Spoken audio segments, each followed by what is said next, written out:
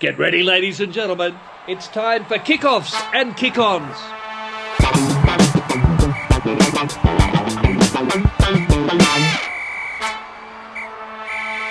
Also, didn't watch much of the game. What a perfect start to this, the KOKO Match review. Swoop, just so you know, we lost. It was 30 points to 12 to the Springboks. What would you call it? A tight tussle for the first 40. We almost were leading at half-time. Tight until 65, Prof. Come on, mate. Tight until 65. That's beautiful. Torrential rain over there in the west, where it apparently never rains. But Jesus, it rained last night. Boks went in with 10 changes. Let's hand it over to you boys. Who would like to go first here? Goit, let's start with you today, Gitz has got some strong opinions of last night. Tell him what you were just telling me before. This bloke. I'm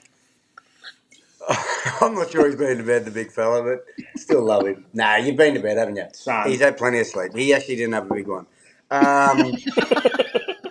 No, he didn't. So as far as the game goes, I thought it was an improvement. The Springboks, the weather certainly didn't help. I don't reckon it helped us too favourably. You know, the size of the pack that the Springboks had, even the players that they brought in were able to find their feet pretty quickly in that game. There's some improvements, I thought. I thought through the way we attacked at times defensively, again, the hunger, the desperation, the effort areas and all that stuff was positive again. I just reckon potentially we need to get a little bit more creative in attack. You know, in the second half there, it seemed like we were stuck in the middle of the field just going like forwards to then trying to catch them back on the short side. But they weren't really folding, so it was kind of playing into their hands where they were able to just smack us and bring their physicality into the game. Biv, did you think it was a much improvement? Obviously, we went wide reasonably early, a few kicks. I mean, some of them didn't really pay off, but you could tell there was attacking intent. Yeah, I think sometimes you've just got to play to the conditions, and like you boys have touched on, it was torrential rain, and I just think as well. Speaking after last week's game, South Africa kicked for outcome. They kicked with intent, with a purpose, and I think there was probably a few kicks. There's a number of crossfield kicks that were well marked up by the Springboks. So don't know if that's an identification of space or miscommunication or just sort of someone like the playmakers just having a bit of a crack, but almost led to their first try to Mapimpi, but it was good tackle from Tom Wright. But yeah, there's just I just think in those games, kicking is just so crucial, and when you're not able to get any sort of dominance physically, you've got to play in the right areas, and I think we probably. I don't know necessarily if our general play kicking was a pass mark last night, but to their effort areas and the way they scrambled was there was improvement in that as well. So and then I think again, given that there was just such tough conditions, meaning it's difficult to play wide, you had to come up with some type of creativity, and I don't know if we're quite there yet in terms of being able to come up with things when we're getting different pitches.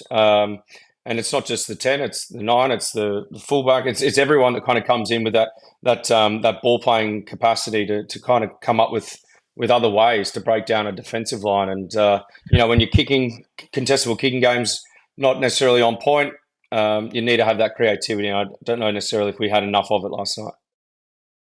I think also from an attacking point of view, we seemed like we never really had, or not too often had, two sides of attack that we could go. Your left and right. It was often just the right wasn't ready, so we had the left ready to go. Then the right gets up, and it's like rather than having two sides of attack where you've actually got to stretch the Bok defence and make them cover the width of the field, we were probably a little guilty of playing tight, and that just allows their line speed to get up and just smack us. And then, as we touched on last week, off the back of slow ball, as a ball player or a game controller, there's not a real lot else you can do other than go to a contestable kick then after that. But as Drew said, our outcomes probably weren't as successful as the Springboks with the kicking game. What do you think about the 21s?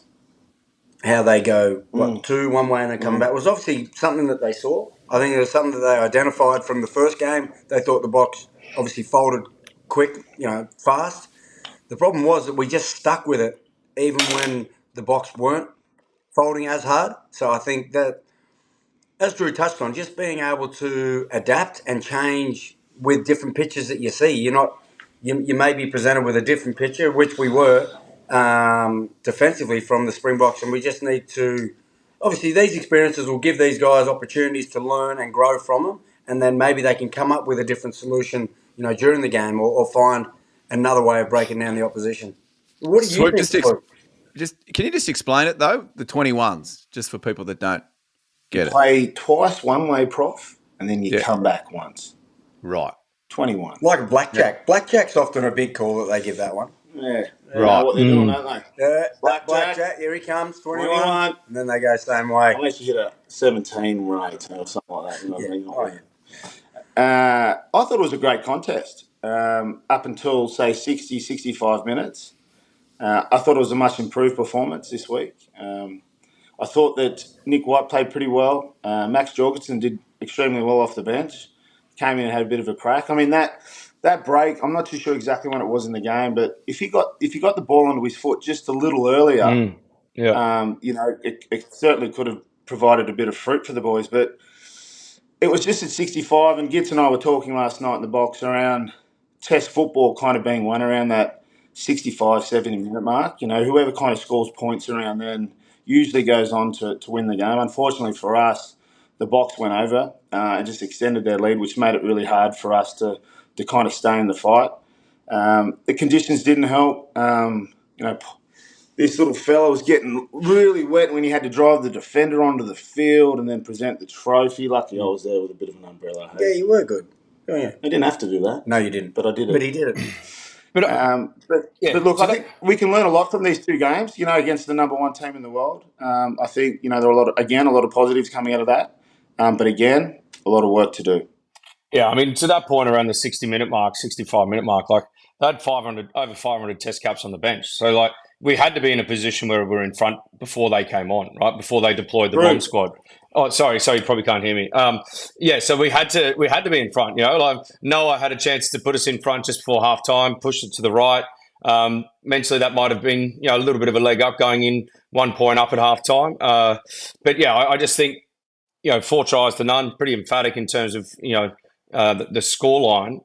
But yeah, to you guys' point, there are a lot of things to take from these two performances, and again, I think it's just reflective of first in the world versus ninth in the world. So, I mean, I know I would have liked to have seen a few more opportunities created and capitalised on.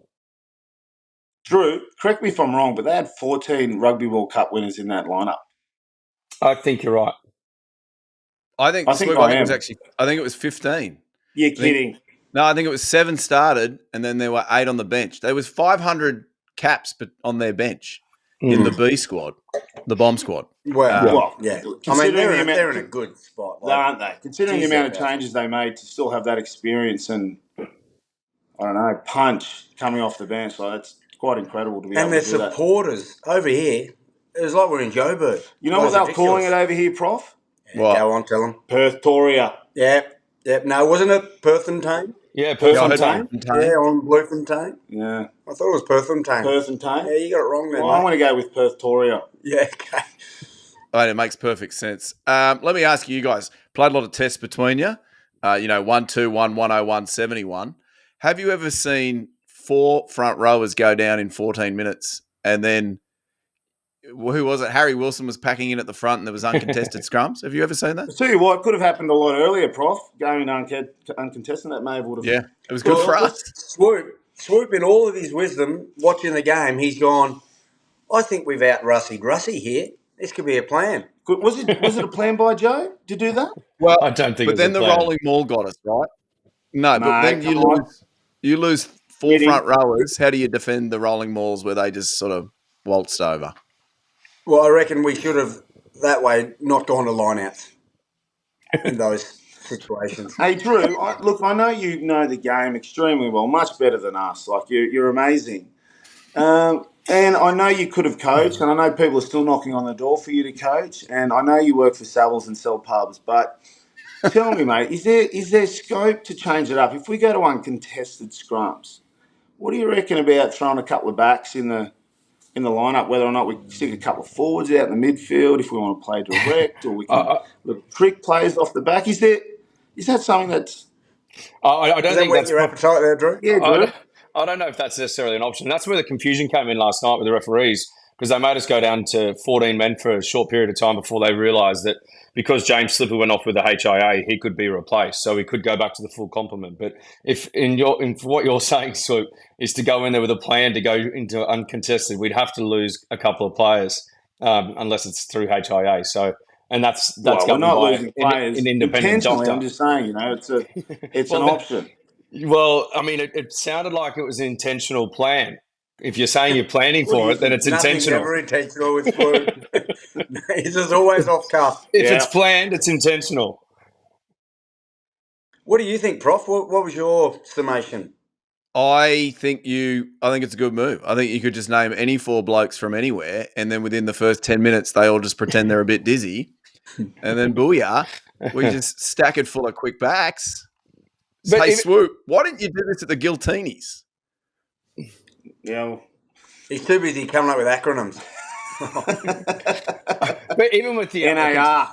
No even with the action uncontested required. scrums, even with the uncontested scrums, there's a couple of good plays there where centre field scrum, they looked to go left and then they came back around to the right, put that deep long kick Hit got the 50, 50. 22, right? So there were some good creative moments and good, I guess, planning. But, we probably just need to see more of that when you're going up against a team with a hell of a strong bench coming on that they're going to provide impact.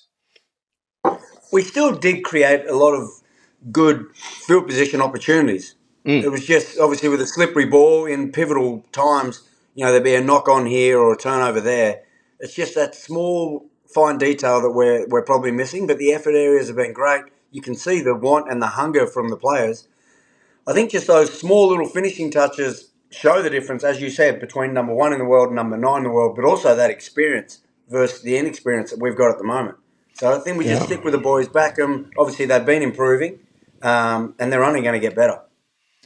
Didn't Marika make a difference straight away? Corumbieti. As soon as they were kicking, every short kickoff was going to his side. He was putting pressure on the person trying to catch it. Competing. He just competes in every moment. That's what Marika's known for, right? And Drew, you said it last week off the back of the Brisbane test where we're going to a lot of box kicks, a lot of contestable kicking, but we weren't effective because potentially we weren't either competing in the air or maybe waiting until they hit the ground to kind of counter-up. But Marik's is world class at just making it an absolute shit fight, like a scrap. He just competes the whole game, and I think the team can learn a lot from that type of influence. It's great to have him back in the squad, and certainly I know you've backed him all along, Drewy, around him potentially being starting most games, but it's great to have him back, and just his hunger and willing to compete is, it's great.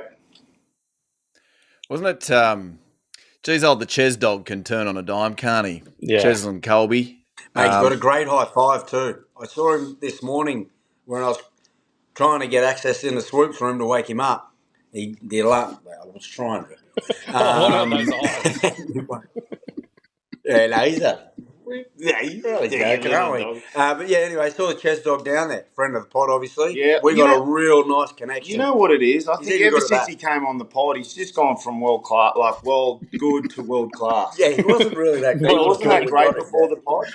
Yeah, spot Actually, on. speaking What about the other of, side? You lose. You go. I was just going to say, friend of the pods, Angus Bell, I thought was fantastic, given that he'd been out for so long. Obviously the first half performance, and then I just thought the way he came in, and he just wasn't out there existing either. Like his carries are strong, like his work around the breakdown is strong, and then also the work at the scrum the first half. I thought we were at least getting parity there in the first half before it went to uncontested. So Belly's great to see him back. And I don't think he would have put in that performance if he didn't come on the pod. So don't you reckon? He's gone to another level. He's gone to another level.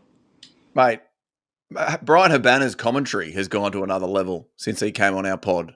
No, You know? no. It's gone bad. He hasn't been on our pod yet. Yeah. He's actually going backwards. He looked Sorry. like a Smurf out there, Habsy. Did Sorry. you see what I was Habsy zoomed in on was him, I said, wearing? "Mate, Did is you it see Mad that Monday?" blue suit or I whatever know. it was? Leave me It alone. was horrible. He's good at getting an invoice, isn't he? He just doesn't matter Oh, where he no, is in get the the world. opening of an He's envelope, old charging. Habsy. He's charging someone, no matter where he is in the world. Now, I the think last time we did a match review, 60% of our audience was out of South Africa. So we need to Oh, they'll touch love on this. this. Oh yeah. We've got to Well, look, touch on this we Springbok side. Prof. Let's just I guess declare it here. We love we love South Africa. We love the people of South Africa. We love going to South Africa.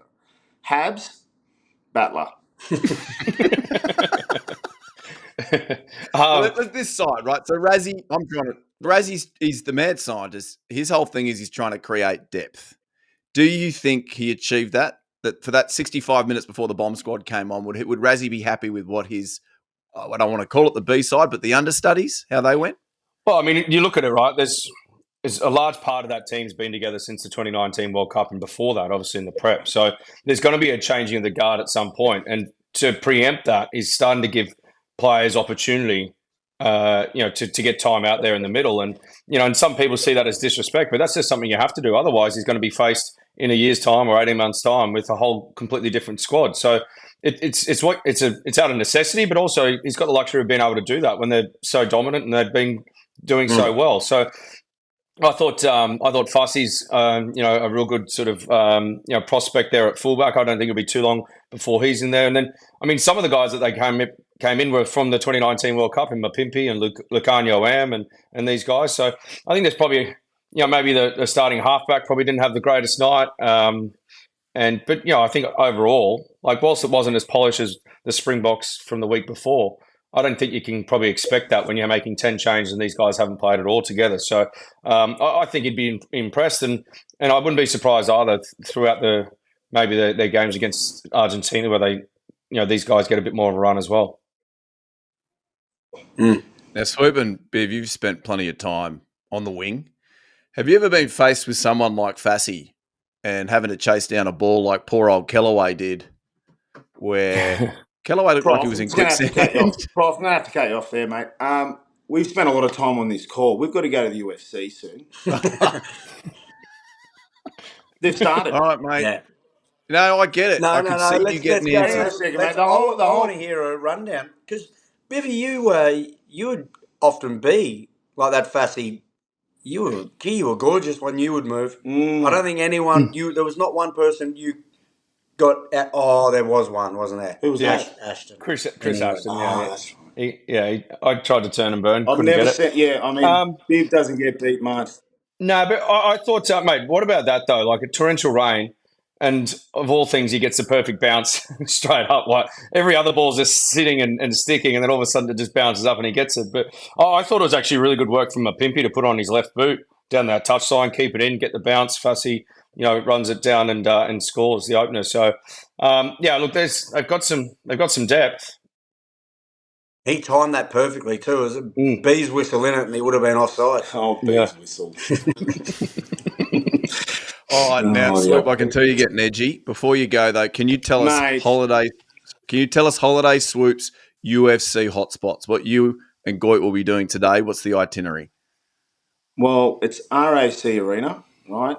We're there to support Adesanya, take on Duplessis. We can't have another South African winning this weekend. Yes, we can. Remember, we're a lot of South Africans. Oh, yeah, we love South Africans. What a special weekend for a South African supporter. Springboks yesterday, Duplessis tonight. There's rumours that even Etzebeth and Sia Khaleesi are going to walk him out into the octagon. That'd be pretty cool. Rumours, mate. Facts. Yeah, right. Did you... as far as the itinerary... reach out to you too? Yeah, he did, actually. Hang on a second. What time do you want to say? Yeah, hang on. I'm just going to get back to Adesanya here, mate. Well, I'm just letting you know that Prof's just dragging this So on. we're, hopefully, all I ask for is just some breakfast, Swoop, he's keen on missing that one, but it's the most important meal of the day. So give me something to eat and then we push on. Well, mate, when you step on the scales and you see a number that you've never seen before, well, I think each time? Yeah. we could afford to miss the bacon and eggs. But hey, guys, All right. this has been great. This has been great. It's great to see you guys this morning. This is our second reactive video. I think it's going great guns. It's huge. I don't want to do it again, but you guys take up too much of my time as it is. Like, it was supposed just to be a Monday record thing, and now we're like, Good though. It's Love only it. been- Ruggers, mate. Love it. Wait, if you can let me talk, I'm finishing up. Only thing, Drew, can you actually show everybody that's watching this the bottom of your microphone? Just so people, it's a trophy. There's no microphone there. Yeah, it's a trophy. Talking into nothing. This is my right. this is my That was parting the gift KK. from Stan. Yeah, very good. All right, hey, that was the KOKO Match Review 2. We'll be back in a couple of weeks' time to review Australia taking on Los Pumas. And obviously on Monday's show, we'll go through they are the Los Pumas again. They back went to the down Los the Pumas.